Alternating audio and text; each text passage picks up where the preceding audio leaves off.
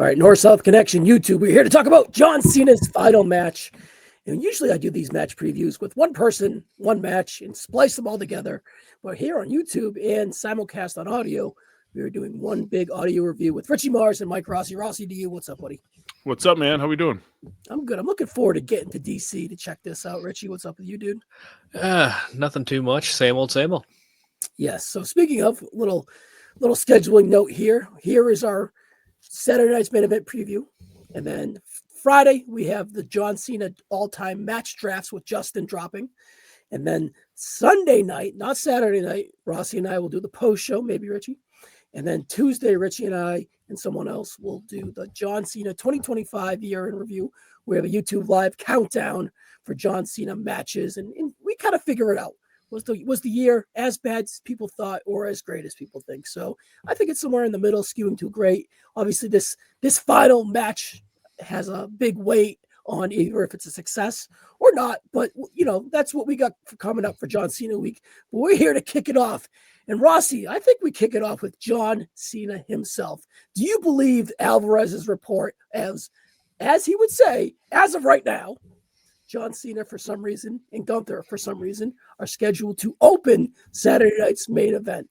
Do you think he was kind of delivered a smokescreen, or do you think there's some legitimacy to that, and they have like a through line storyline with John Cena? I think it's legit because I think Cena said it in one of his interviews too. I think it might have been the Rogan one, but it was definitely one of the interviews that he said that they were opening the show. And it is weird because I definitely think they are running the risk of a lot of people exiling off the broadcast as soon as the Cena match ends. But then you think about it a little bit more, and like you think about like, you know, the commercials that they inset all day on NBC for whatever's on and all week and whatever. John Cena is kicking off the show. That should be able to get that lapsed viewer to tune in.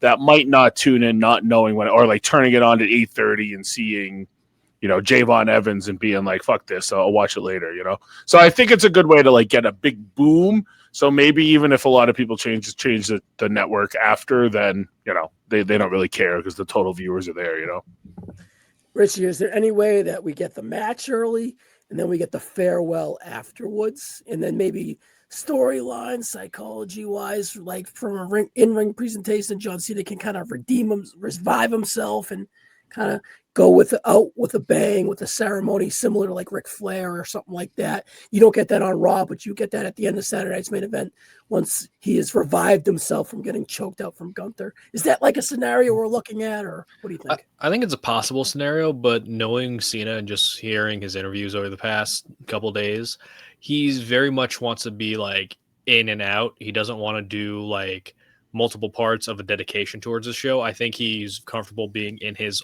like lane, so to speak. So just it's going to be the match, post match, and then whether it starts or ends, that's going to be it. You know what I mean? And like everyone coming out and clapping for Cena, I think that'd be a cool visual. But with John, it's kind of like a full circle moment. You know, his first match on WWE, he was the opening match, and if he opens up here, then it's like a full circle moment. Like he opens his first show in WWE television, he ends his final show opening for a WWE show, and then just kind of like passing it off towards the people that are still going to be on WWE television. So again, like if it is true, cool. If he ends the show, which I think he probably should, then that's also cool. Again, it's like it's his call. I'm intrigued why. Mostly, I think he should end. You know, he obviously deserves it. Not that he doesn't not deserve it. But he also deserves it to be his call as well. But why is, if he were to open, why is my most interesting? I think there's some positives. Like, you're not looking at a time clock of, oh my God, it's fucking 9:53. You got 7 minutes left of this match, so you have an open canvas to have a 20-minute match, to have a 30-minute match, to have a 4-minute match, whatever they want. Like, they're not time restricted. There's an old school vibe to it as well, where Saturday night's main event, you guys with Cronoso would know, doing the big matches first or second, and then you get like a Jerry Valiant and fucking Uncle Elmer later or something bullshit like that, right? You get that match to kind of fill in the time afterwards, and the hammer match is in the first hour. And obviously this is the hammer match. I wouldn't want to follow it with the 3 matches that we'll talk about later here in the pod. But man, it's risky, it's unconventional, and most importantly, why?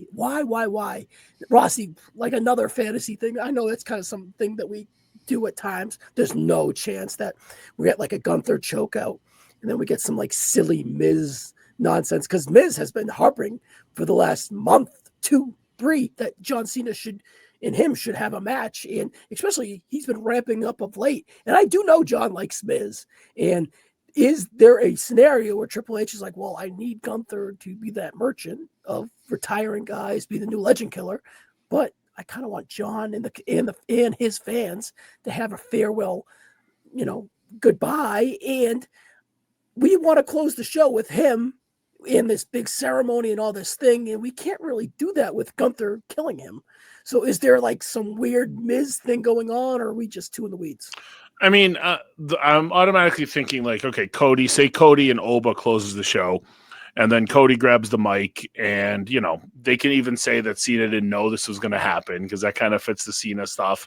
And then Cody calls him out, and then they do their farewell for him. And yeah, maybe the Miz comes out and we get one more 5-knuckle shuffle and all that fun shit on the way out. And then Cena celebrates with the crowd on the way out. Like, that's how I could probably see it going down. I look back at, was it the Boston show or the MSG show when Punk had them play his music, like as like they were sending the live crowd home. I could even see it be something that they do something minor on the live broadcast, but then, watch the rest of this on YouTube or some shit, that could be a vibe I could see. And I wouldn't put it past that would be a way to, get some late buzz on it. But what I don't like about it is I think, like I was saying earlier, a lot of people are going to shut this thing off when it goes from, not to knock her, but it goes from John Cena retiring to Bayley, Yeah. Yeah, it is weird. I'm going live for the live aspect of it, for the history of it. For like that Boston crowd was infectious. SummerSlam was incredible. Like there is a buzz. There is something to John Cena live. This countdown has worked from an in-ring or from a in-person presentation. It has worked from that aspect. It feels big. And I'm going to DC. It's not that far. It's 6 hours. And, it's a way to get away with the wife for the weekend and whatever. Like it's what I do. Who cares, right? So, but John Cena is the draw for me. And honestly, John Cena is not like an all-time favorite of mine. I was that smart that really couldn't stand him for a good portion of time. But obviously, I've grown to appreciate him, and I always respected him. But I'm going for the historical aspect. Is this going to be weird historically? But Richie, if he's first, then it's done. Like he walks off to the back and there's nothing. It's one of those things where it's going to feel surreal because, again, this guy spanned his WWE career about 23 years, I guess. And because of that, it's like once you see it's over, it doesn't really hit you. You know what I mean? It doesn't hit you during the show. And that's, to Rossi's point, like it might put not a damper on the show. The vibe is just going to be weird.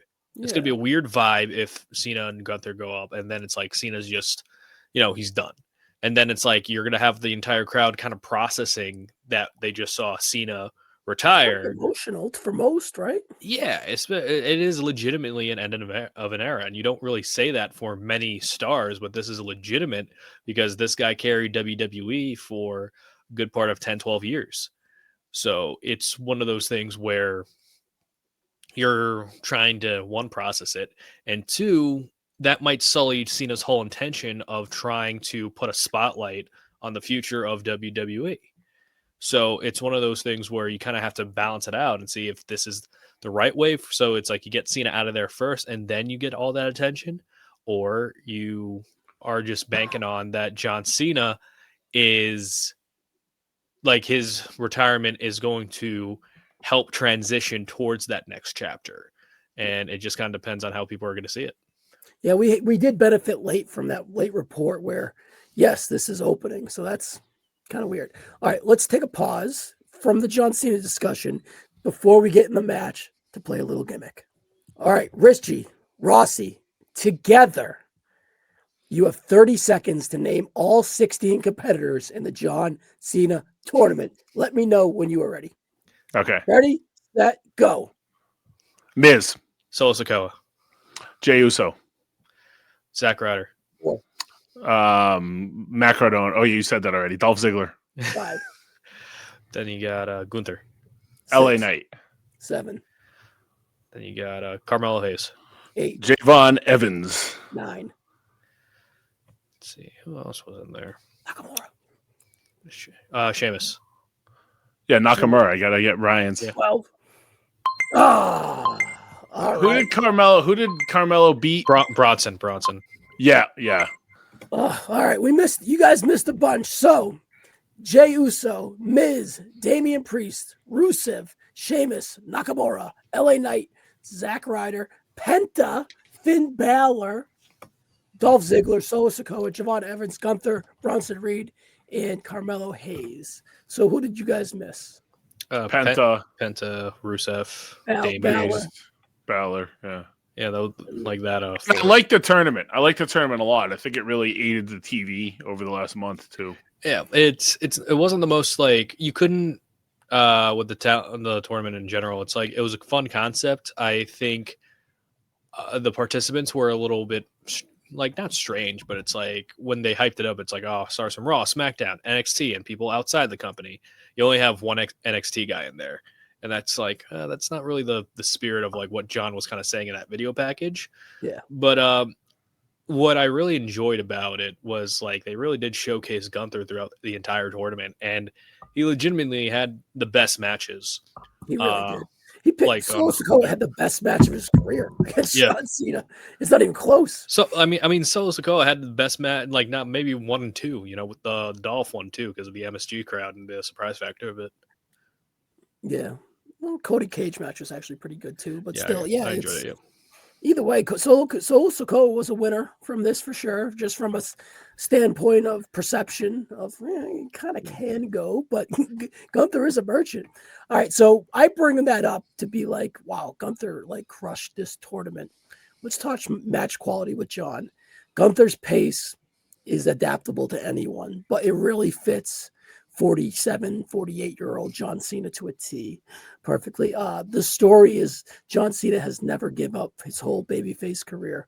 I think Benoit and maybe Kurt and like another guy tapped him out when he was like ruthless aggression, John Cena or whatever, right? But still, since he was the top guy or on the rise to be the top guy, he never quit. And his whole mantra is never give up, right? So Gunther just tapped out LA Knight, debuting a brand new finishing move. He had tapped out Pat McAfee this year, passed out Pat McAfee this year, passed out a few other guys. I think he pinned Javon. I think he pinned Solo. So here he's on like a real heater of like domination. Richie, Gunther was the correct guy out of those 16 without a shadow of a doubt. Do I even need to ask that question to you? But the ball's in your court. Yeah. No, yeah, he was the best guy. I wish they would have put somebody else in the tournament that could feasibly be John Cena's last match. I felt like it was Gunther and everybody else. Maybe LA Knight. Did all right. Yeah. Maybe LA Knight, but it's just like when you see the tournament like at face value, and I think that's why they released the brackets how they did, because they didn't want to like right off the bat go like, all right, Gunther's obviously winning this thing, because Gunther has been rumored for a while to be John Cena's last opponent or just one of John Cena's opponents. Yeah. So this whole tournament in general was a soft reboot for the Gunther character. Because if you think about it, Gunther, when he returned, the classic Walter music, when he came back, the robe, really different vibe than he was previously. And, I think a lot of people mock him. It's like, oh, this is the same guy who tapped out the Jey Uso. This is the same guy who lost to Punk. But this was a good way to kind of reintroduce him, like kind of soft reboot him a little bit, where it's like you can kind of take him a little bit more serious. And this position that Gunther's in is kind of similar to how Brock was in 2014 when he was facing Taker, where prior to that, Brock's gimmick and character were kind of toyed with a little bit too much. It was a little bit too cute. Like he lost a lot more matches than he really should have. A little fractured. Yeah. Yeah. And when he defeated Taker, that's when the switch turned. And then you're like, oh, okay, this is going to be like this generation's Undertaker pretty much. Yeah. where he's just dominant and all his matches felt different. And I feel like this is the opportunity with Gunther that WWE does have, and especially them leaning on John Cena never tapping out. I think that's the opportunity that they want to not only one, give Gunther the credit to retire John Cena and being the one to retire Goldberg earlier this year too, but two, it's like now you're building this legend of Gunther and building and building and building the man who keeps retiring people. And with Gunther, and I think Rossi put in the chat when we were talking about it, that countdown clock really does permeate another guy that we could see in the future that Gunther's going to retire. I'm not saying he's going to appear on the show. I'm just saying that's going to factor into Gunther and pretty much what his role is right now. And he's the guy who is going to retire multiple people in the future. You could look at Chris Jericho. You could look at AJ Styles. You could look at Brock Lesnar for the three guys he could retire in the next calendar year. Yeah, because John Cena, by the way, John Cena on his retirement tour, slipping out that saying Brock's done in Minnesota or Minneapolis, excuse me. What? So Brock's back for a year and then he's just done. Well, to be fair, it's like Minneapolis has that deal where it's like multiple different PLEs. So you got SummerSlam next year, and then they get a WrestleMania way, way, way down the line. I thought that was Indianapolis. Yeah, something like maybe like that. I don't know. Oh. But still, I can't keep up with their Mania deals anymore. Yeah, that's the thing. It's like New Orleans has one, Saudi has one. It's been getting very confusing. But either way, Rossi, I think Richie makes a good point that you can see the forest, the trees ahead, where Gunther is the guy to be the legend killer, and I think that fits in perfectly. I think it's great because he does need some rehab. Losing to Sammy and Jey Uso back-to-back Manias is really not ideal in my eyes. And then you look at lost the Punk at SummerSlam too. Yeah, but at least there wasn't out there like realistic. Punk's an all-time guy. He was bleeding, right? Just kind of forgotten. It's kind of quickly forgotten with the post-match angle too.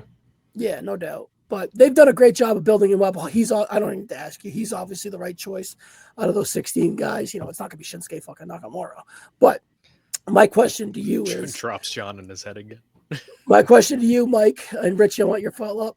How long do you think the match is, and do you trust it from a quality standpoint? Well, how long was the Goldberg match? Like 14 minutes? 16 minutes. It was 3.5. I went 3.5 from the Goldberg match. Totally outkicked its coverage. So they got to go long. I mean, I think they're going at least 20. I think Cena's got the win to do it. Gunther matches kind of need to tell a story because it's how much torture can he give Cena before Cena quits. It feels like they're going to go 20-25. And I think the reason you pick Gunther for this spot is because it's an easy opportunity for Cena to have a really good one last legendary match. Gunther doesn't have bad matches with anybody. Goldberg, he got the most out of Goldberg that anybody else in that company could have. So it's a really good fit in that regard. And Cena's going to take his chops, he's going to take his licks, but he's also going to get plenty of his own offense in, and Gunther will sell for him, which it all works out. I think it's a perfect matchup. People that complain about it, that Gunther's boring, it's like, well, you just don't know how to watch wrestling then, I guess. But I think it's an easy 20 to 25 minutes with Gunther, getting him to tap out, because that clearly seems to be the story. Yeah, not only that, it's with Gunther especially. If you notice John Cena's matches this year, and we'll probably go in depth with it when we do his year in review, it's a lot of gaga. It's a lot of either interference, it's a lot of stipulations, it's a lot of leaning on, tributes a little bit. And it's not much about the match structure where it's like, here's a story, point A to point B, without any funny business. With Gunther, this is the best chance that John can have a quality one-on-one match to hang up his career. And I think that's probably the best case scenario for him, because there was a lot of protection for John. And Ryan, you and I, we talked about it earlier in this year, where the John Cena before, the one that was losing to Austin Theory and Solo Sikoa, there wasn't a much, I don't think, anticipation of how John was going to be during this run, because we already thought it, even he said himself, he was a step behind. This is the last chance he gets to have a quality one-on-one matchup where it's arguably the best and at most adaptable person within the WWE. So I think that's going to be a great opportunity for John to have a match on a quality standpoint and leave on a high note.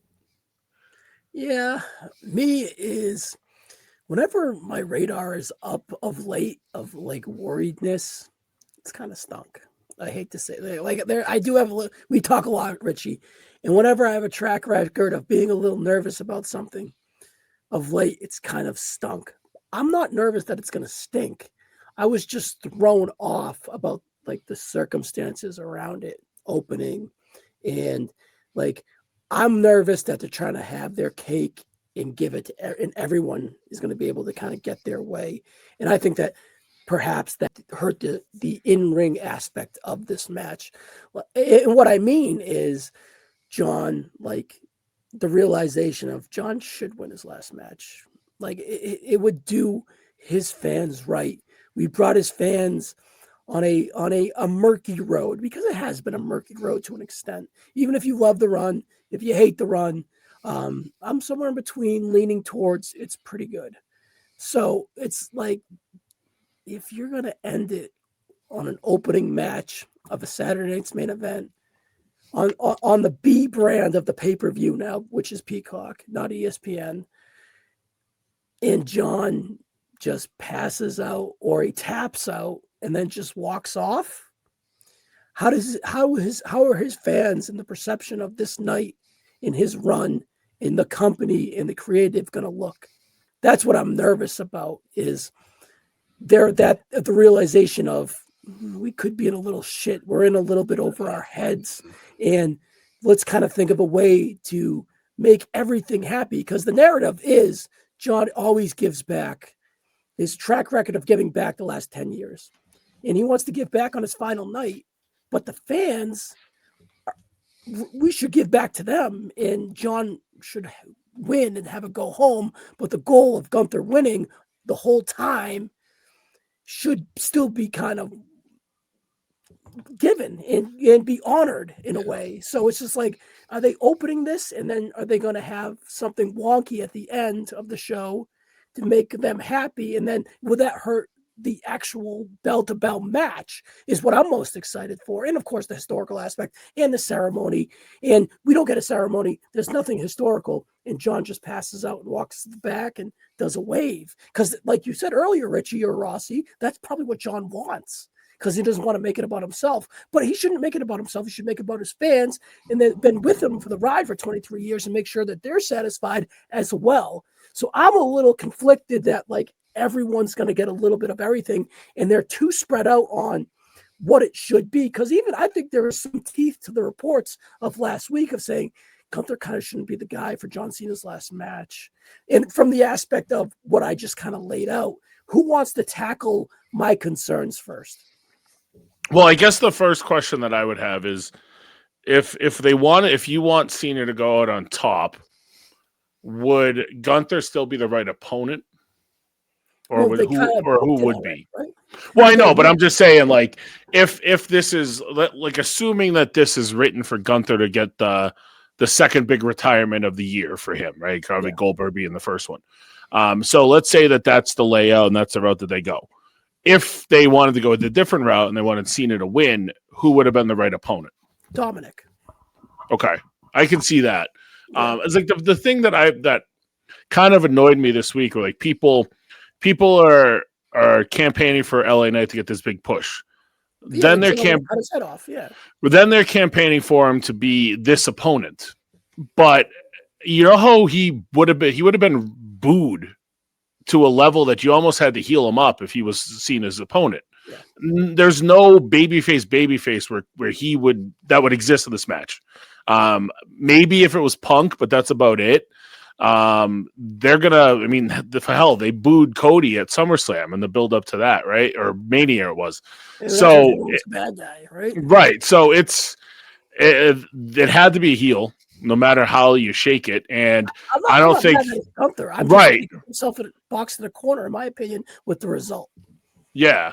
And it just would have been interesting how the last couple months would have laid out if they went to Dom last and that was how he won, you know? Yeah, but then like the world titles, then the IC title's wonky, but like whatever. Like John Cena's final match is above the IC title, so Dom having the IC title doesn't really fit that narrative. Richie, do you see my do you feel my sentiment? Do you feel it? Do you see my angst, my concern, or do you, it's the thing is with retirements in general, it's really hard to pull off where every single person is going to be content with the result. Yeah.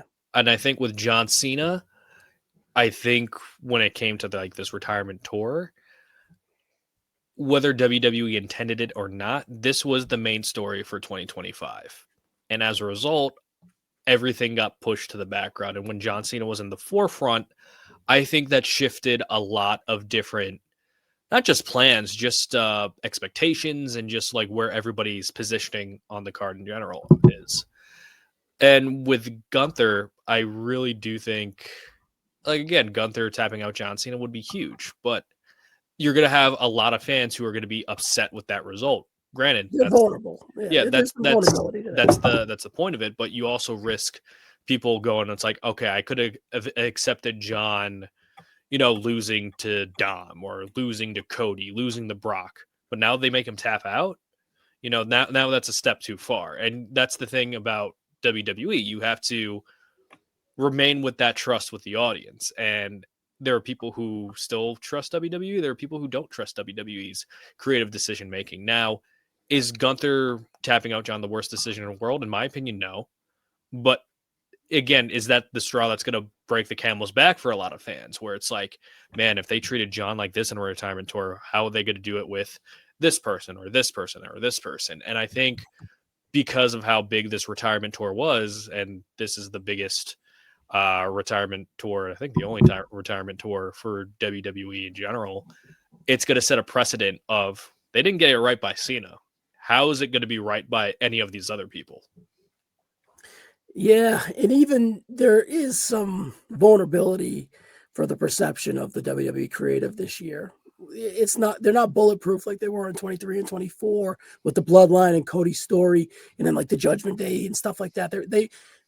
Some things are long in the tooth, right? And there's a little angst and there's a little misfortune and there's a little bit masturbatory as well. So it's not like there aren't some fans ready to kind of revolt, even though if it's a minority, it could be a loud minority. And I don't personally care about that stuff, but I don't want that stuff to override what John Cena night should be perception-wise. You know what I mean? I don't want that to be the story opposed to John Cena's career being the story. That's where I'm coming from. And that's where I'm not worried about the match quality. Rossi, you covered that. Gunther's the fucking right guy for that, 100%. I'm the biggest Gunther mark here all day, every day. Most flexible guy in ring. And then John showing that he's got the chop still this late in the run, and it's his last match. He's going to go out there and want to crush it. Perhaps will this match be a match that we want to draft in a John Cena match, right? Probably, but could be, right? And I'm not worried about that. I'm worried about the wonkiness of a subsection of the match to make everyone happy. All right, guys, we're at 30 minutes-ish. Let's talk finish. I'm unsure. I want to hear it first from you guys before I kind of get my conclusion, my prediction. Who wants to go first? Who wants to go? I don't care. I mean, I'll go. I think it's got to be Gunther subbing him one way or the other, whether he passes out or he taps, because now that Gunther's put that into the universe, he kind of fails if that's not the end, right? And do we want Gunther to fail when he's going to be the guy that's on Raw on Monday? I don't think so. And especially with how Cena's made it abundantly clear that he wants this to be about the future, to them then have him win kind of slaps that right in the face. And now is Gunther like that young upstart that he's talking about? Probably not, but Gunther is that guy that is going to be a big important piece of this main roster for a very long time now. So he's got to be someone that gets rejuvenated from it. And Not that he's really needed a rejuvenation because he still had a really good year. I mean, you go back to even like people don't like the Jey Uso Mania match, but I thought the build was good and he was a real fucking dickhead during that entire build. To the Punk stuff, to I think he's had under. I think he's had low key great character work this week. Right, he's grown as a character to add to the in ring this year for sure. And then he brought that in ring stuff back and put a bow on top of it when he cut the scathing promo on Cena on Monday, as brief as it was. But he can't for Gunther to be elevated from this. He's got to do what he says he's going to do, and he's got to get Cena to either tap out or pass out. All right, Richie, I'm going to jump in real quick before I give my prediction and I throw to you. I'm going to throw a counter to you off of Rossi's point. Next time that Gunther is up for a retirement match, because I think that's going to be his gimmick. We've laid out a plethora of guys for it to be. Would it add an interesting layer if he was to lose this one? I think it would add a layer. Like, you could have Gunther being more ruthless and more dominant, but the thing is you need to have the proper people to work off of to make it look believable. Yeah. And I think if Gunther loses now, like Gunther's already made in WWE, but the thing is it's gonna take some of that luster off, because again, Gunther has been, there's been a lot more losses that people shine on his career than his wins. Most dominant Intercontinental Champion, cool. Former World Champion, cool. But the thing is, people are talking about the losses to Sammy, to Jay, a lot to a certain extent. And I feel like, at least with now, if hypothetically Gunther makes Cena tap, it makes LA Knight tapping on SmackDown less detrimental. Yeah. It makes people who tap out to Gunther in the future less detrimental, because look, Gunther's making the guy who WWE's proclaiming as the greatest of all time. And this is the last story that John Cena can tell, at least with this build. John's the guy who never quits. Gunther's goal is to make him quit. Well, if Gunther can make John quit, everybody else is up for grabs. That includes Cody, Roman, Punk, all the guys that are the quote-unquote now of WWE, the head guys of WWE, the top baby faces. Everybody's up for grabs. And that puts Gunther in a position, and I think he's in a great position because you've had names for certain streaks, like Undertaker, where you had people like Mark Henry, Edge, DiBiase, Barrett. All these people were names that were pitched to end the streak, but it's if you give that to the wrong person, then their career doesn't pan out, then they crumble over that accomplishment. Yeah. Gunther is not going to crumble if he makes John Cena tap. If anything, it's going to enhance him even more. And for John, what good does it do if he it's not going to harm him if he loses this match via tap out, because his career is already over. Yeah.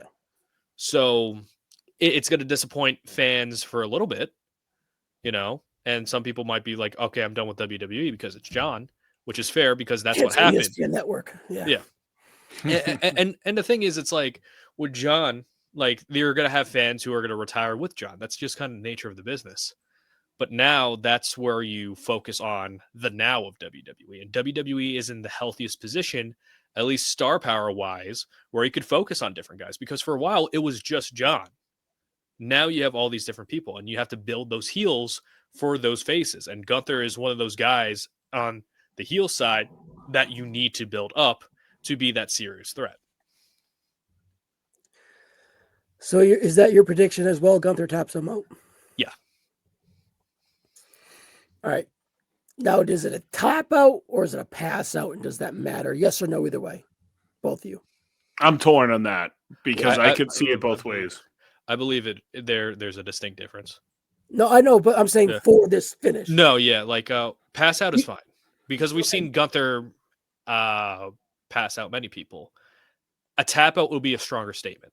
That's what I was going to just get to, Richard. Yes. So, and if he taps out, you'll be able to kind of regain consciousness and and still have something in the tank for later. If he passes out, he's kind of done for the night. from a presentation standpoint. From how a this psychologically. matchup can work is Gunther needs to get Cena completely gassed, Yeah. like in the ring, like not legitimately, but like that's the story you tell in the ring. Gunther is just wrestling circles around Cena, and Cena is getting more and more exhausted. And even though Cena's fighting that fight, he has that way out, and it's that kind of nod of acknowledgement that Gunther legitimately is doing all he can to make Cena tap out, and then Cena just taps. Yeah, I can't wait for like he has a 1, 2, 3, and he just like nah, I'm good. You're Yeah, I tapping.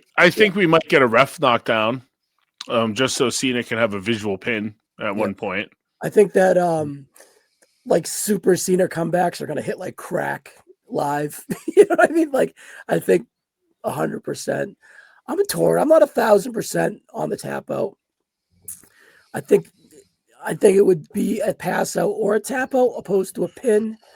Or I think that there's a chance that we get an AA and a 1, 2, 3, not like one AA, but like multiple spammer, like WrestleMania main event, and you get a decisive win from Cena. I think there is a lane there, and I think that's another layer that's Cena puts over Gunther in a different way opposed to the finish of the match, right? Like, and then you could still say I ended your career, but I didn't like finish your career type of thing. And I think there is an interesting layer that when he goes to face the AJs, the Jerichos, the guys that aren't on that Cena level, that he defeated Goldberg, Jericho, AJ, but when he goes to face Brock, he couldn't do John. And John is on Brock, and Brock is on John's level. And then when he gets Brock, he shows that he can finally get to that level. And Gunther is constantly taking small hills up the card, even though he's presented to be the guy at the top of the card, but he's not the guy at the top of the card all the time. He always takes these jump backs to take 2-step forward type of approaches.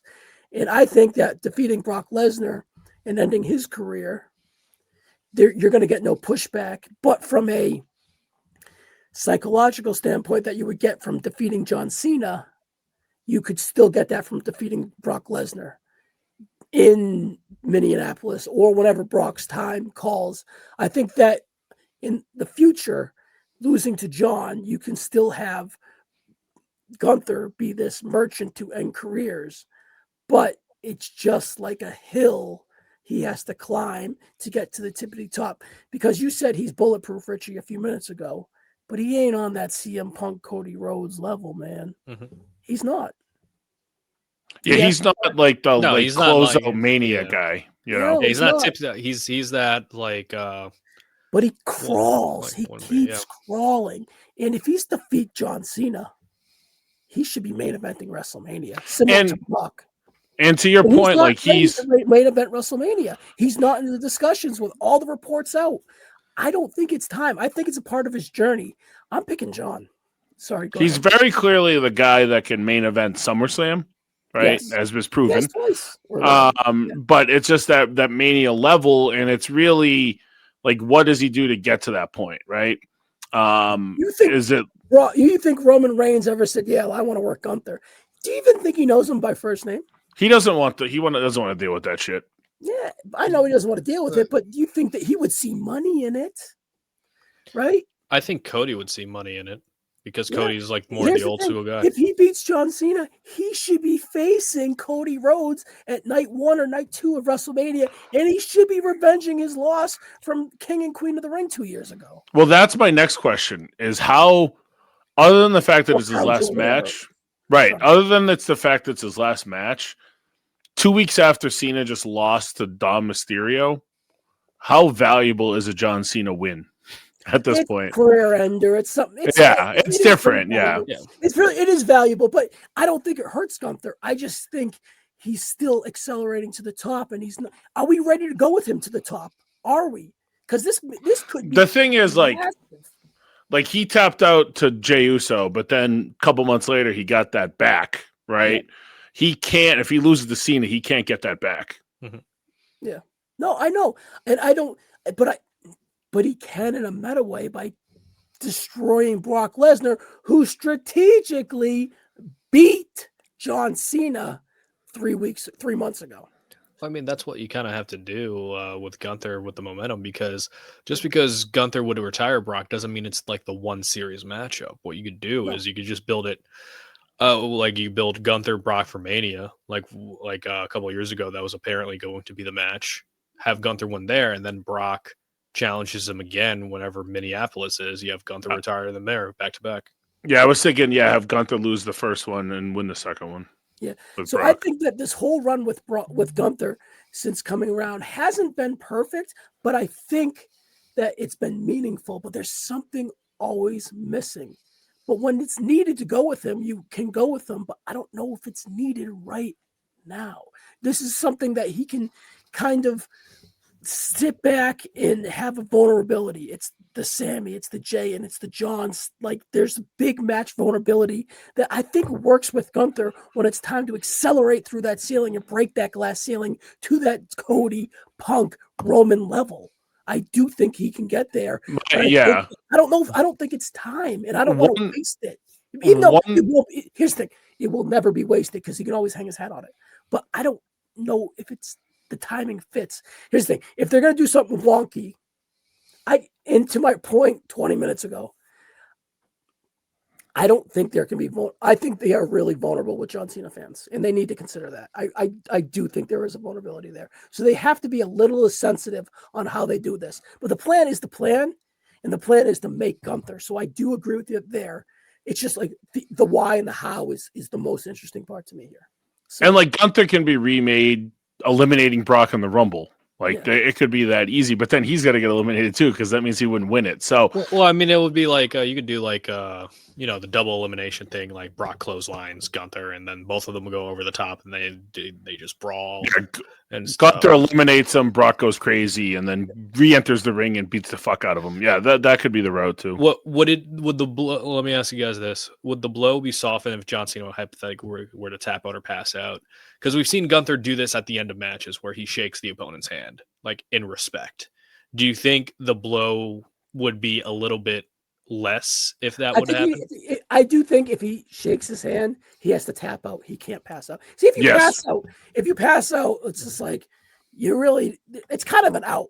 Mm-hmm. If you want to make me quit, Richie, I've never fucking quit in my career. You know he did, but we're gonna pretend like you didn't. Yeah. Never give up is my mantra. And you make me tap, I'm shaking your hand. Yeah. And that's an endorsement. And then we get the hand raised, but then you have a baby face on your hands, Richie. You might have a baby face on your hands. Against Brock, he'd be a baby. Yeah, Brock would be the baby face, but also like Gunther's done that with like Cody, with Randy, and he still maintained that heel persona throughout that. So it's not impossible. It's not. But it's like it's one of those things where it could be a mixed signal, but at the same time, all Gunther needs to do is like, I just tapped out John Cena, and then he'd get booed again. It's like it's not going to be like 3D chess. You're still gonna have John have that moment, so it could soften the blow of John losing to Gunther. And then when you go off there, then you could transition to whoever Gunther's going to face next. And again, we have a long layoff before we get to Rumble season. So, so even then, it's like, do we put Gunther in a program right away? Well, he can't challenge for the world title because Braun is like on deck. So what do you do with him then? You look at the Raw roster, there's not many options you can do, but I wouldn't be surprised if like Gunther makes Cena tap and they just air like video packages, just hyping him up as like, the man who retires careers, and then we'll see him at the Rumble. And then that's when you get the Brock standard. Yeah, he can just do like long form matches on Raw here and there, like every other week. Like you got your Pentas and whoever, right? But yeah, I mean, it's like he could even do the thing on Monday when he shakes his hand, comes back on Monday, cuts a promo, starts acting baby, and is like, who's here to say goodbye is John Cena, and then they play Cena's music, and Gunther just starts laughing at the crowd, and then you can flip it pretty quick, I think. So we're here at the end of this match and 45 minutes, and like I don't think they're gonna go that long, but that's kind of what we do. There's a lot of meat here, which is good for Saturday night. I think it's gonna be good. I'm just a little bit worried about the vibes coming out, and you guys agree. There's gonna be an off vibe no matter what the result is. Yeah. So I like Rossi's scenario with the tap out and the endorsement. And John, don't walk away. You need to give the fans. You need to give the fans their flowers so they can give you your flowers. Like, I know it's just like a social thing where he doesn't want to do it, maybe, perhaps, or he wants to deflect and make it seem bigger than himself, or he doesn't make, I don't know, whatever. You kind of have to. You should. Well, it's gonna be like John's gonna do what he does like did throughout the entirety of the year when he was a babyface. You know, makes that long walk to the back. You know, everyone applauding. You know, him saying he's taking a mental picture of everything. Yeah. But this time, what's going to be different is like, you know, you're going to have Triple H, you're going to have the whole roster who's there, you know, standing ovation, like clapping, you know. I kind of want the Flair ripoff. I'm not going to lie. Yeah. Yeah. You know, it's like, it wouldn't be even surprise me. It's like you have a tracking camera showing John Cena go out, and then you just see him walk past all his rivals. You know, you have Kurt, you have Taker, you have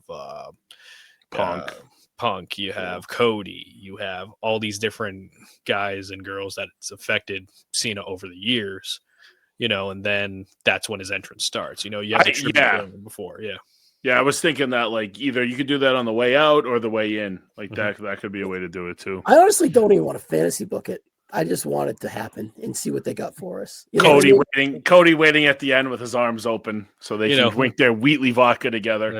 Yeah, a little tear in the eye, you know. It's one of those matches where I want it to be like a Band-Aid. I just want to like rip it and get it over with because this has been one of the most hyped up moments of 2025. And I want to sink it in. Like the thing is, it's like you want to sink it in, but at the same time, you're just like John says, okay, now what? You know, now it's like Cena's off, so now WWE can't rely on Cena. You know, we've seen how WWE can be without the John Cena factor, like we saw in 2023, 2024, everything like that. Now it's going to be not uncharted territory, but you don't have the John Cena button anymore. So now, like right after this matchup, then you point to people on the roster. Okay, who's gone up a spot? Who's gone down? I'm ready to find that out. By the way, like I'm obviously looking forward to this, but I'm sick of the John Cena crutch. Especially when after this, you've got the 3 worst weeks of the year, TV-wise, you're from them. Because you've got a live show and then a tape show. And then I think they're in, you know, then there's another week of meaningless shit before they do their season premieres, right? So and then from there, they're in like Germany and they're in Europe and you're going to have the weird start times and spoilers again. So it's definitely going to be a very weird Rumble build, kind of like Mania was a weird build with like, you know, an 8 a.m. start time for Raw and all that shit, right? So but I always say it's like the Christmas scaries for WWE, where the next 3 weeks are like fucking torture.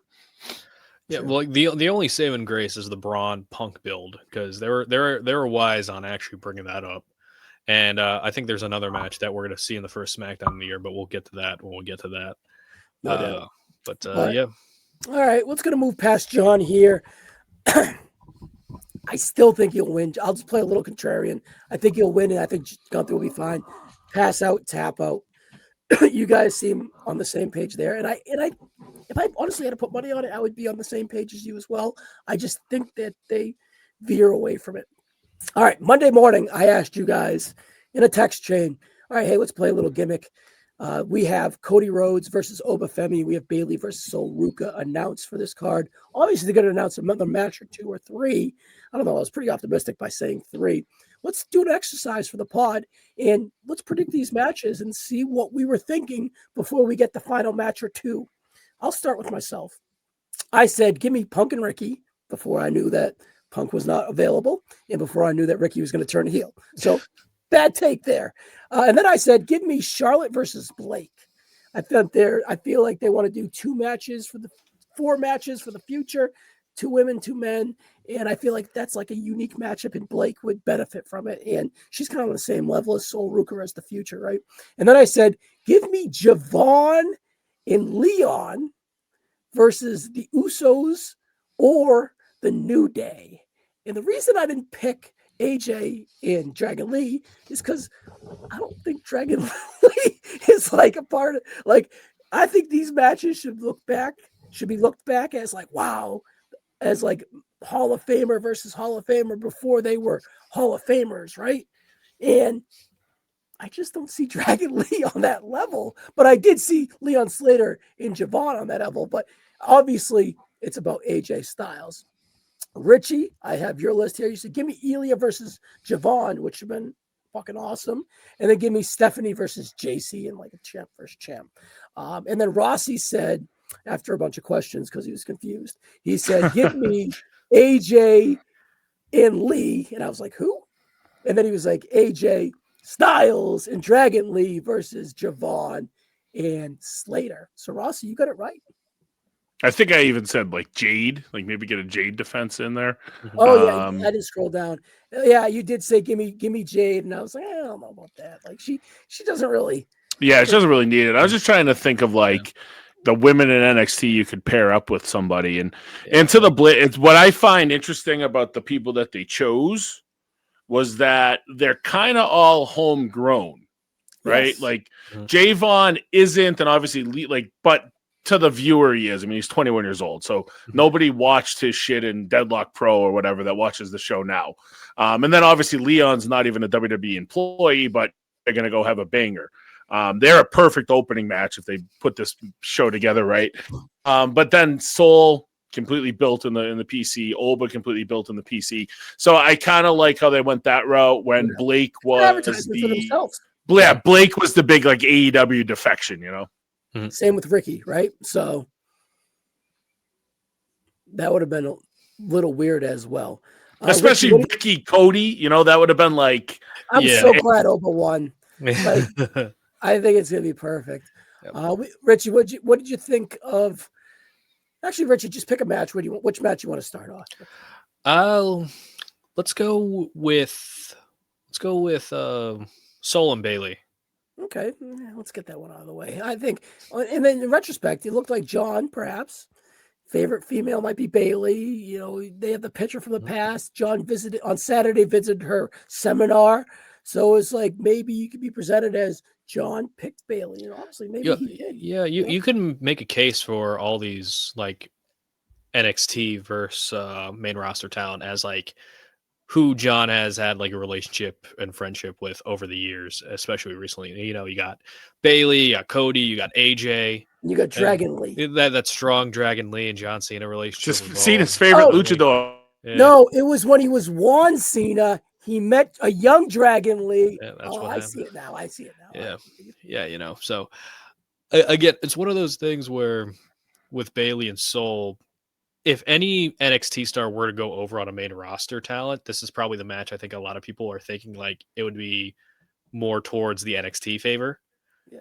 With Soul, especially because Soul is in more of a deep story. If you saw NXT, you know, the whole Zarya and Soul story is still going, and Zarya is going to be there.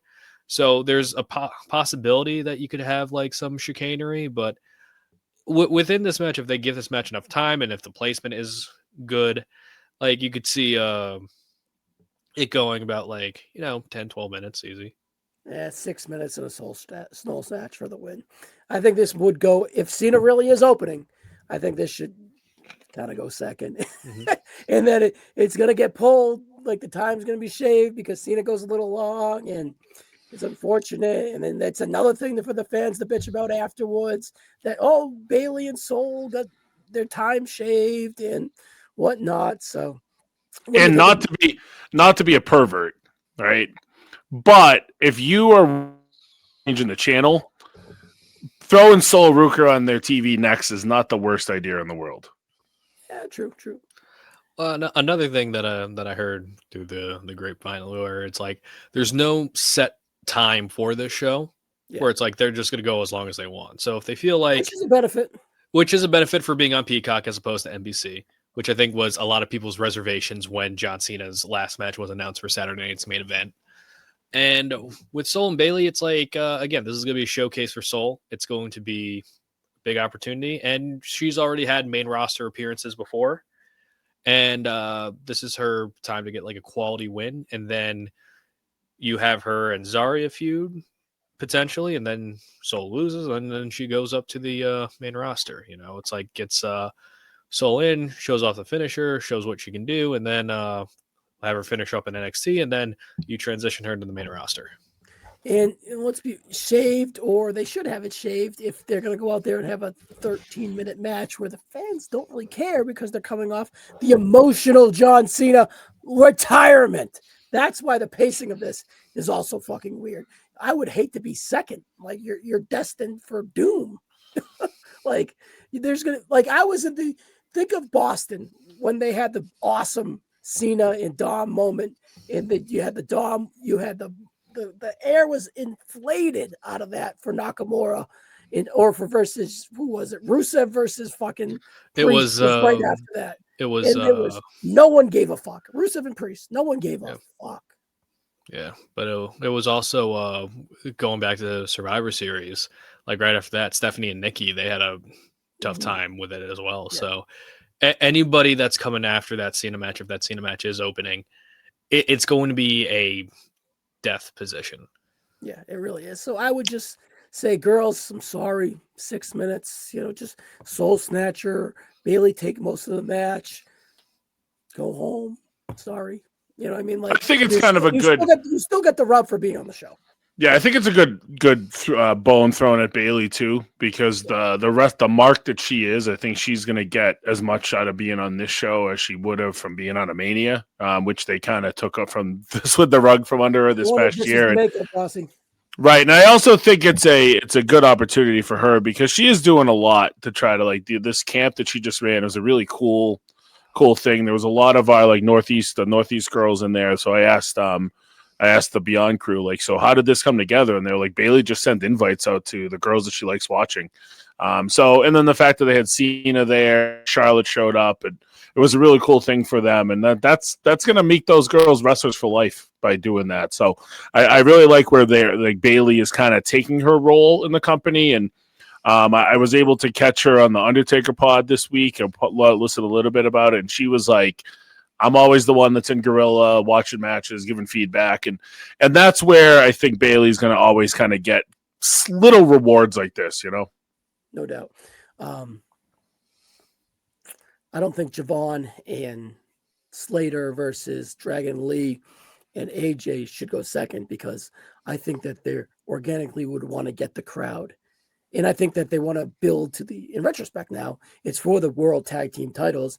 And I think they're going to throw TNA a bone and they want to build to the Slater versus AJ match, which is perhaps opening up the new A&E contract or at a Slammiverse, not a Slam, I don't fucking know the TNA pay-per-view names, but I wouldn't be surprised if they shoot an angle, not like a heel turn or whatever, but like a respect angle heading into that match, and that this is like a throwing them a bone.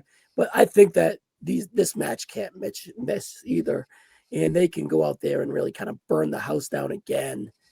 And I don't think that they would burn the house down going second, and I think they would want to present these guys as burn the house down because I think Oba and Javon are really the future here. And if John wants to highlight that, so to speak, they want to make Javon look good. Rossi, any chance they change the tag titles? Part of me was thinking there's a chance, and then they can, give them back at the TNA show. But I think to your point, I think you're dead on where they go, they go with this being a banger tag match, and then they try to do AJ versus Leon on that AMC show. Yeah. Richie, you like that? You're probably in the TNA weeds more than us. Timetable wise, does that work out pretty good? It's tough because with Leon, he's defending the X Division title. He just often defends against AJ Francis because when you think of X Division title, you think AJ Francis.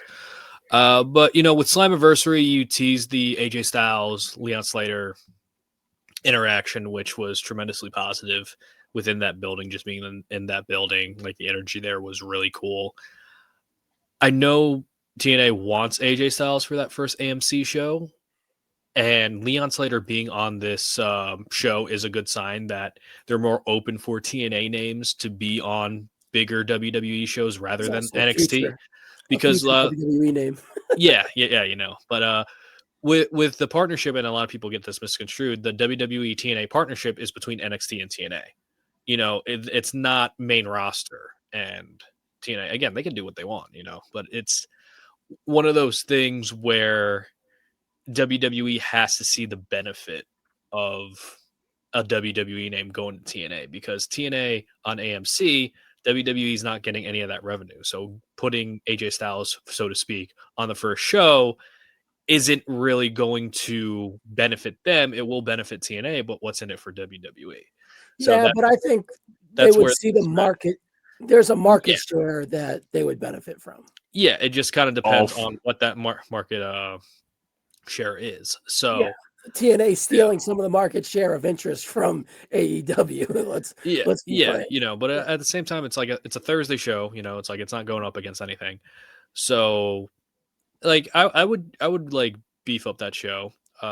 With Javon and Leon winning, there's always a slight chance. I don't think it's going to be a good chance, but it's like there's a slight chance that Leon and Javon win. But with Javon just freshly entering like this rookie Saints program, and Leon still doing his thing in TNA, even though it's like he hasn't really had anything set up, I just don't see AJ and Dragon Lee, both of them, dropping the title so soon, especially because again, they're going through the thing where it's like, oh, we're defending champions, so they're going through every Raw tag team, and it seems like they've gone through every Raw tag team by now.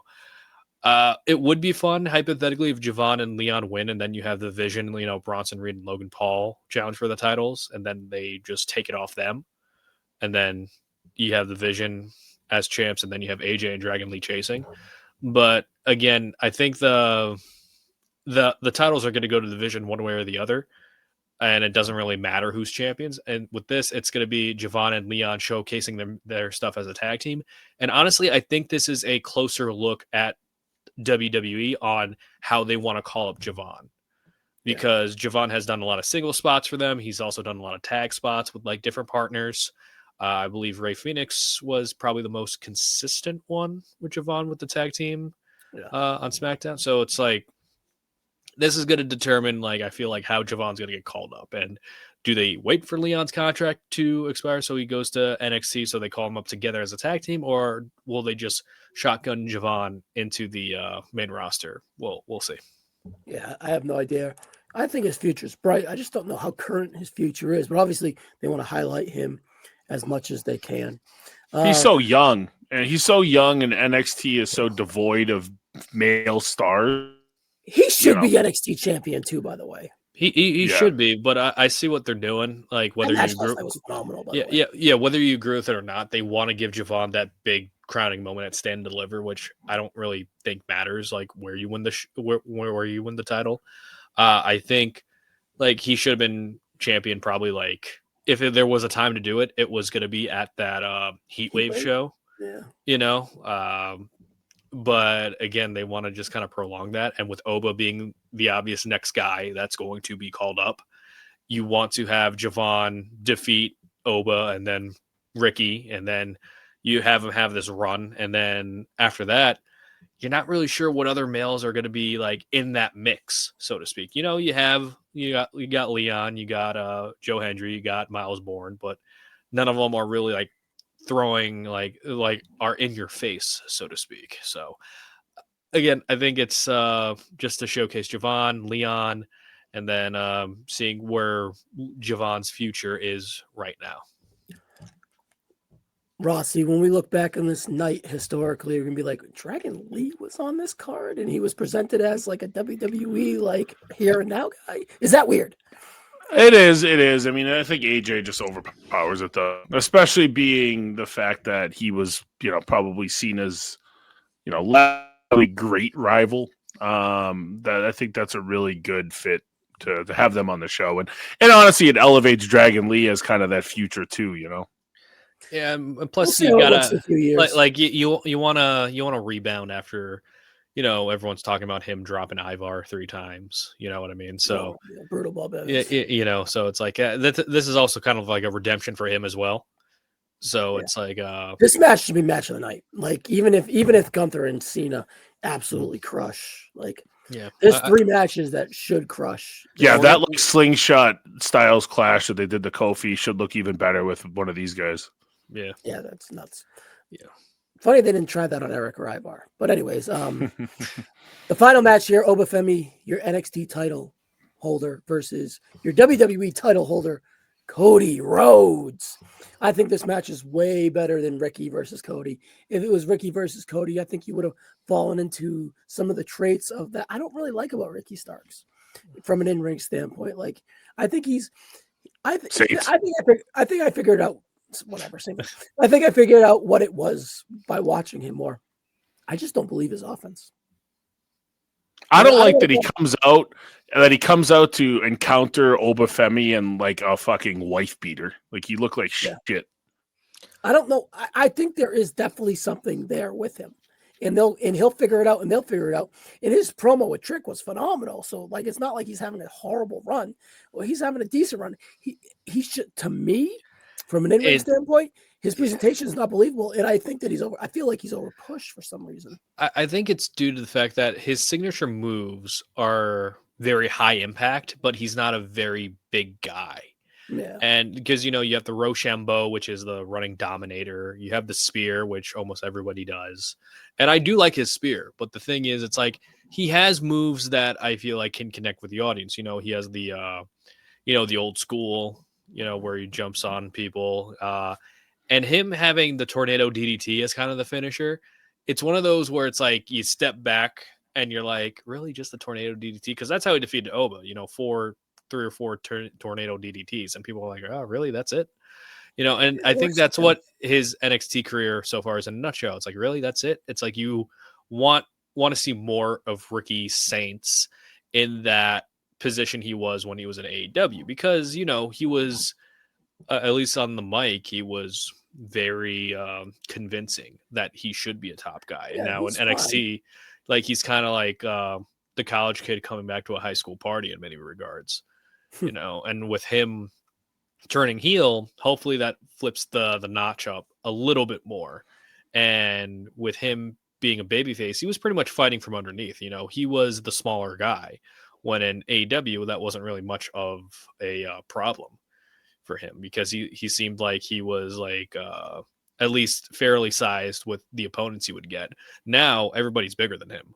Yeah. So it's about trying to figure out like what kind of star you want him to be. Do you want him to have a heater? Do you want him to have a group? So now it's time to experiment with Ricky Saints in NXT as a heel. All right, I didn't want to go on a Ricky Saints stand-up, but I guess we did. All right, quick thoughts on him. I think the worst thing for Ricky Saints is the fact that I think Ethan Page connects with the audience a lot more. He's just a better version of him. And they're kind of similar. It's a good point, Rossi. Really Ethan Page has wonderful glasses. Yeah, thank you. All right, anyways. All right, Obafemi, but in retrospect, what I meant was I think Obafemi is just a more compelling opponent to Cody Rhodes. I'm ready for Cody Rhodes to be that underdog from a physical standpoint. And I'm curious of the presentation that they give Oba. And honestly, it's not for a title. There's no stakes. It's a showcase match. I think you can get miles and miles and miles out of an Obafemi win in the future between the two. And I don't think it hurts Cody whatsoever. Even if you want to have Drew do like a stupid, like, walking down the aisle bullshit and then like a distraction or whatever, Obafemi moves extremely well. And Cody Rhodes is like a general in this ring. I have high hopes. I think this thing floats around 4, man, like depending on what they give him, obviously. But if they want to go out there in an exhibition match with no stakes, I think they can definitely get the crowd to be compelling enough to get to great status. I'm optimistic. Am I crazy, Richie? No, not at all. Yeah. I think with Cody and Oba, when they're working with somebody that complements their styles, and Cody's like Gunther, he's like one of those guys who's very adaptable towards the style, and I feel like can make a compelling match out of it. And Oba's really good at his positioning, and I don't think a lot of people talk about it. Yeah. Where it's like his power spots are very like, 1, impactful, 2, they're not like the lingering power spots where it's like spot, pause, spot, pause. There's a lot of sequences to it, and because he's so much of an athlete where like speed isn't a problem for him, I really think you could have him have bright moments like Cody goes for the cutter and then Oba just just carries him. Yeah. There's stuff you could get really creative with Oba spots and Cody spots. And this is going to be a big test for Oba, considering a lot of people think he's main roster ready. A lot of people think he should have been called up yesterday. But again, soon by the Rumble anyways, right? Yeah, and it's just depending on how he is. I think the only mark against him is probably his cardio, because there are some matches that kind of go long in the tooth where it's kind of like you could see him kind of like huffing a little bit. Is this when he's trying to keep up with like a Javon though? I Yeah. think Cody's more methodical with his Well, this happened with Tony D too, but Tony D is also like a very credentialed like wrestler as well. Yeah. So it just kind of depends on the atmosphere you give him, and I think this is a perfect atmosphere where he's going to deliver and he's going to deliver big. All right, Rossi, am I crazy to think that Oba should and could win? When they made the match, I wasn't as excited as you are because I wanted Oba's introduction to be strong, right? And like as far as like him like going over, the more I thought about it, like the match that I keep going back to, and it's gonna sound insane, but as far as like making a star, where is Darby Allin in the pro wrestling world if it wasn't for that first match with Cody on one of those first AEW shows? Cody made him look like $1 million, didn't even lose to him. I think they did a time limit draw. When Cody wants to make someone look good, there's not many people that are better.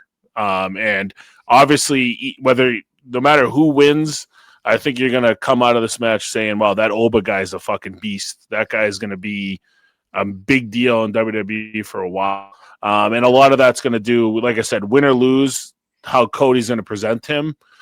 Sell for. This is a Cody that is as bulletproof as they come, but he is the champion.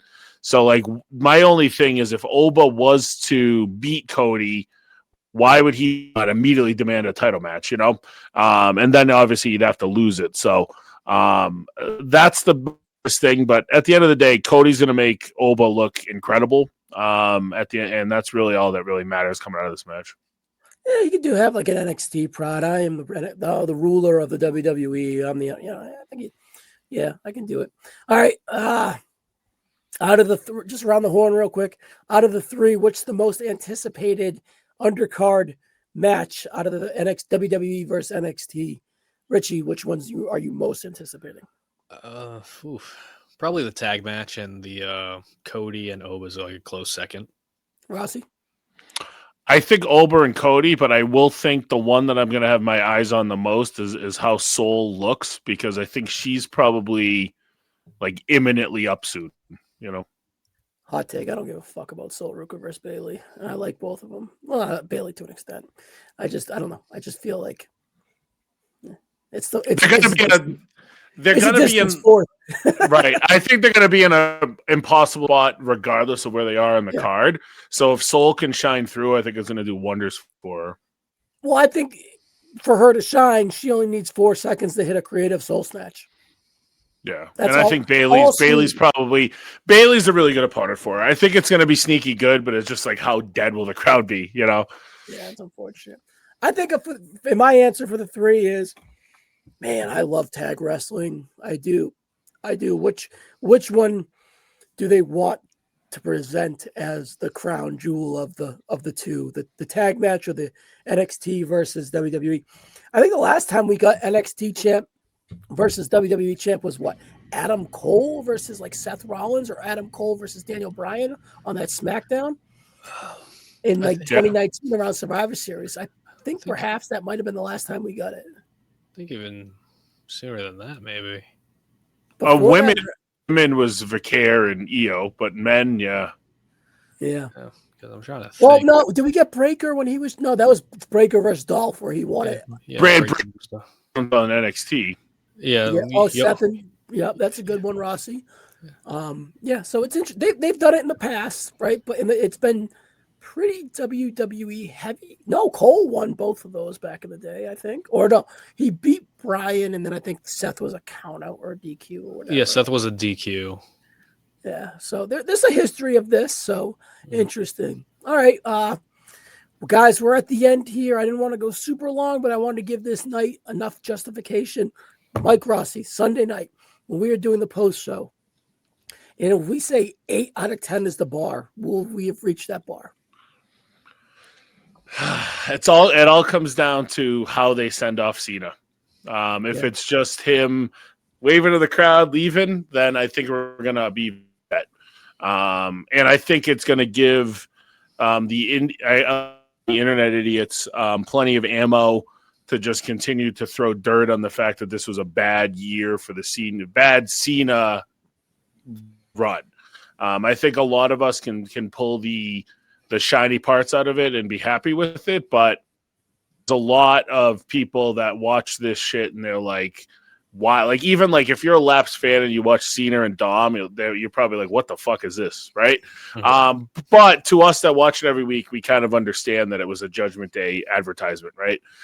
So Cena's a weird cat, right? Like he does what he's told, and I don't think he fights for much. So that's where I'm a little bit scared, to your point that you were making earlier. But if it wasn't Gunther, I would be more scared, if that makes sense.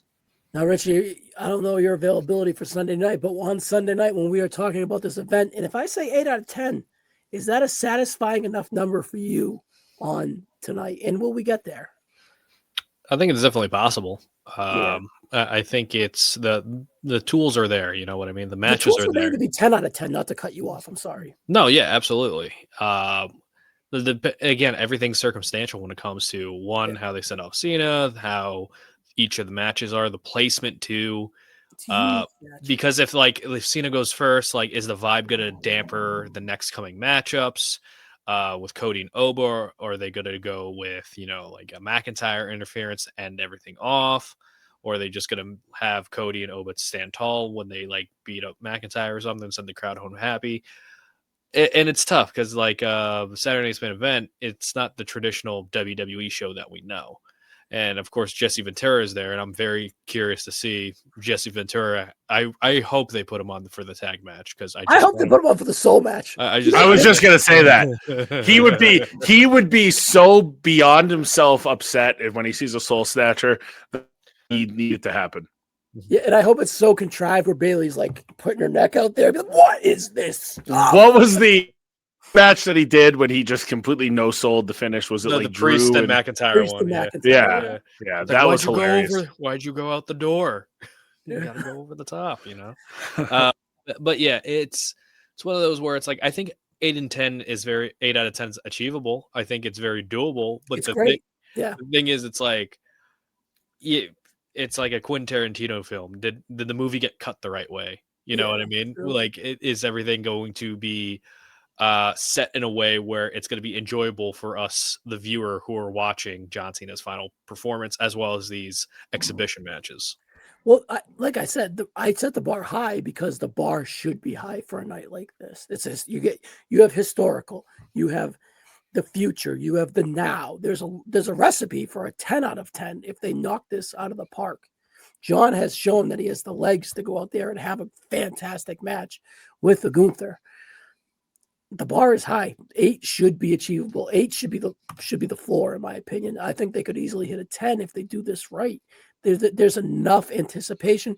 There's enough emotion. There's enough celebration. There's enough there to get to a 10, and that's crazy. And honestly, the WWE could need it low key. I was just gonna say, what was their last 8 out of 10 show? Or even 10 out of 10. Like, they need it. They need it like for morale, for like just fans, like from the fan standpoint.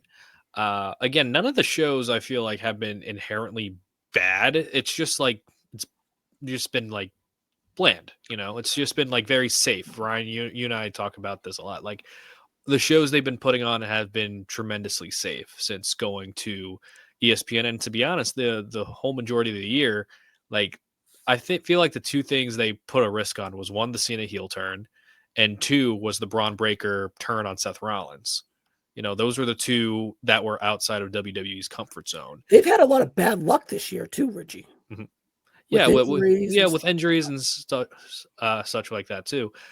But again, it's like just story like there needs to be something that is going to have the fans look forward to what's coming up next, because this is it. John's done. But like after he's done, what else do we have to look forward to? You already have Braun and Punk announced for the first show of the year. You have the Rumble announcement that's going to be taking place in Saudi. But what is going to happen this year at WrestleMania? We've heard some rumblings on what the matches could be, but it's not set in stone until we get to that Rumble point. All right, I have two things, both John Cena related. One being, I meant to bring this up earlier, but what promos is his wife writing backstage? I think he said on one of this thing that his wife's even writing promos backstage. Like, who is she writing promos for? Probably getting like more details on that. Someone, please fill me in. Well, I mean, it's just like his wife just writes the one-liners. You know what I mean? Sure. Anyways, that's a crazy. I hope she's writing Nikki Bella promos. Yeah. And two, Rossi, to your point, way earlier, heading into the holidays, you're always in the drolls of the WWE. If this is a success, I think they should do NXT versus WWE every Saturday night's main event in December. I think it's a great way to end the year, to put a bow on the future in the here and the now. And I think I'm really optimistic for the fallout of the event post John Cena if it opens. Like, I think they definitely have some juice with those three things.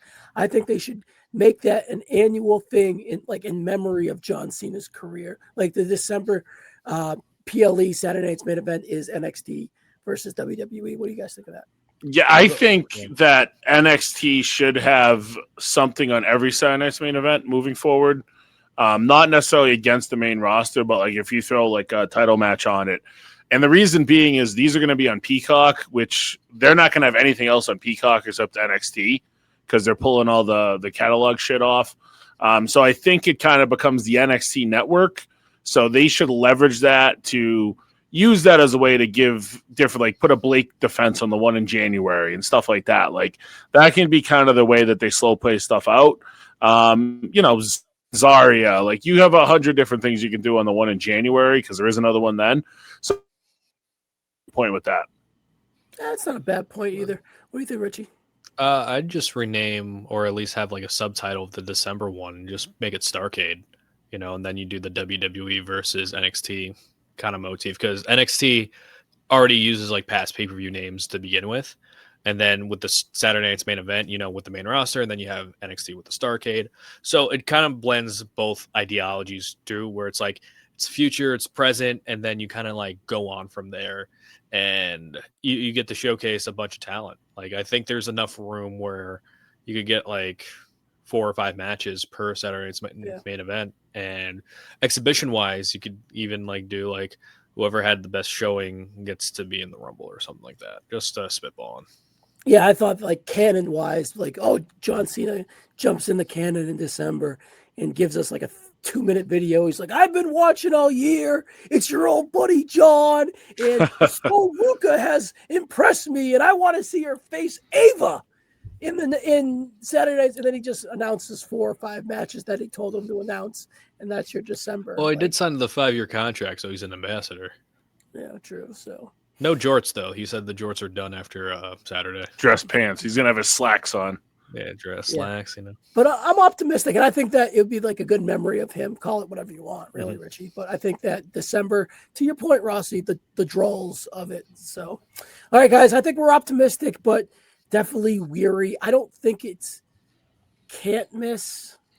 I think they're a little vulnerable, but there's so much here that it's not going to be a catastrophe whatsoever. I am not going to regret going to DC. I don't think that's the case. I hope that's not the case. But either way, even if there's like some mishaps or whatever, I think there's definitely enough here to kind of get my money's worth. You buy the tickets really late, you get a good deal. Hint, hint. But I think there's enough here to be a successful night when we talk again Sunday night, Rossi. So, at the very least, you'll get an Obafemi entrance in front of a huge crowd. Can you imagine Chris? You know Krista. Can you know Krista doing the Obafemi walk? Yeah, that's when she's like, "All right, can we get the fuck out of here now?" Yeah, like, what is this? I'm gonna be very curious to see how people react to the NXT talent. Yeah, they've done a good job presenting them. So Yep. we got plenty more content to present here as well, guys. We're jumping out of here. Cena's match draft Friday, post show Sunday, Tuesday. Cena 2025 in review. And this is just the start. Rossi, thanks for joining me.